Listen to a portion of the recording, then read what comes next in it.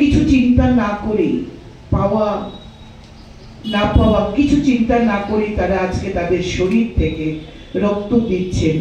সেই সমস্ত মানুষ যারা বিপদের সময় রক্তের প্রয়োজন যাদের পড়ে। বিজ্ঞান এগিয়ে যাচ্ছে, আজকে চন্দ্রায়ন 2 মহাকাশে যাচ্ছে, চাঁদে যাচ্ছে। বিজ্ঞান অনেক নিত্য নতুন জিনিস আবিষ্কার করছে। আজকে হার্ট ট্রান্সপ্লান্টেশন হয়, আজকে লিভার ট্রান্সপ্লান্টেশন হয়, আজকে অনেক বড় বড় চিকিৎসা বিজ্ঞানীরা অনেক কিছু আবিষ্কার করছে, কিন্তু রক্তের বিকল্প কিন্তু বিজ্ঞানীরা এখনো আবিষ্কার করতে পারেননি। সেখানেই আমরা ঈশ্বরের কাছে আমরা চিরনত থাকব যে ঈশ্বর মহান স্রষ্টা, তার সৃষ্টির কাছে বোধহয় তার সৃষ্টিকে ছাপিয়ে বোধহয় বিজ্ঞানও যেতে পারছে না। কারণ ল্যাবরেটরিতে কোনো পরীক্ষাগারে আজও কিন্তু রক্ত তৈরি করতে আমরা জানিনি। একটি রক্তের জন্য, এক ফুটো রক্তের জন্য আমাদের আরেকজন মানুষের উপরে নির্ভর করতে হয়। আজকে এই প্রাতিষ্ঠানিক যুগে যেখানে ব্যক্তির স্বার্থপরতা মাথা চাড়া দিয়ে উঠছে, আজকে যেখানে ভাইয়ে ভাইয়ে দ্বন্দ্ব হয় এক টুকরো জমি নিয়ে, সেই জায়গায় দাঁড়িয়ে নির্মাণ কনস্ট্রাকশন, মানব সেবায় তারা নিজেদেরকে নিয়োজিত করছে দেখে জেনে সত্যি খুব ভালো লাগছে।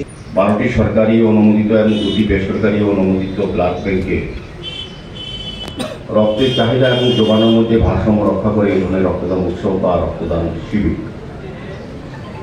তো আমাদের রাজ্যের মাননীয় মুখ্যমন্ত্রী ডক্টর মানিক সাহা কয়েক মাস আগে সারা রাজ্যবাসীর কাছে, বিভিন্ন সামাজিক স্বেচ্ছাসেবী সংগঠনের কাছে, ব্যক্তিবর্গের কাছে আমন্ত্রণ জানিয়েছিলেন যে রক্ত দান করার জন্য বা রক্তদান করে আমাদের চাহিদা যোগানের ভারসাম্য রক্ষা করা রক্ত যেগুলি ব্লাড ব্যাংক, সেটাকে সারা দিয়ে সারা রাজ্যের বিভিন্ন জায়গায় বিভিন্ন সামাজিক সংস্থা, স্বেচ্ছাসেবী সংগঠন, ক্লাব, ব্যক্তি তারা কিন্তু এগিয়ে এসছে এবং এখনও চলতে ধারাবাহিকতা। আমি বলবো যে আমাদের এখন রাজ্যে ব্লাড ব্যাংকগুলিতে রক্ত স্বল্পতা বলে যে কথাটা ছিল কিছুদিন আগেও, এটা কিন্তু এখন আর সেই জায়গায় নেই। বরং আমি বলবো যে এটা অনেকটাই কাছাকাছি এসে গেছে। কাজে রক্তের অভাবে বা রক্তের স্বল্পতার কারণে আমাদের রাজ্যে কোনো রোগী মুমূর্ষু রোগী যে তারা অসুবিধা করেছেন কিংবা কোনো ধরনের অপারেশন বন্ধ হয়ে গেছে, এরকম ঘটনা কিন্তু আগে ঘটতো, কিন্তু এখন কিন্তু এই রাজ্যে এটা হয়।